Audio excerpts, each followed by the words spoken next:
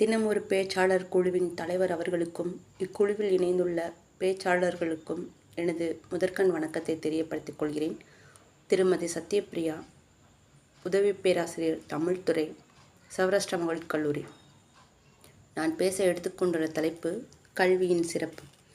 மனித வாழ்க்கையின் உயர்வான எண்ணங்களும் உன்னதமான குணங்களும் தோன்ற வேண்டுமாயின் கல்வி என்பது மிக அவசியம்.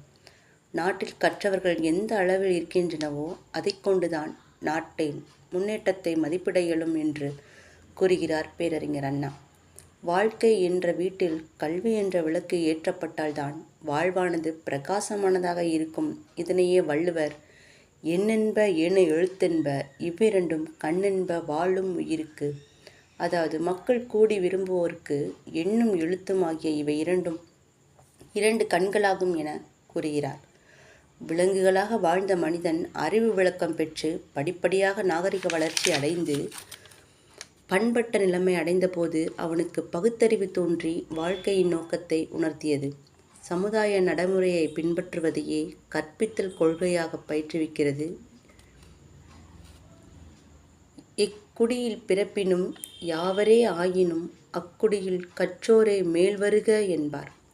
எந்த குலத்தில் பிறந்தவர் ஆயினும் எந்த நிலையில் இருப்பவர் ஆயினும் அந்தந்த குலத்தில் கற்றவர்களைத்தான் முன்னர் வருக என்று உலகத்தினர் வரவேற்பர் என்பதனை வெற்றி வேட்கை கற்றவர்கள் எக்காலத்தும் மதிக்கப்பட்டார்கள் என்பதனை உணர்த்துகின்றது.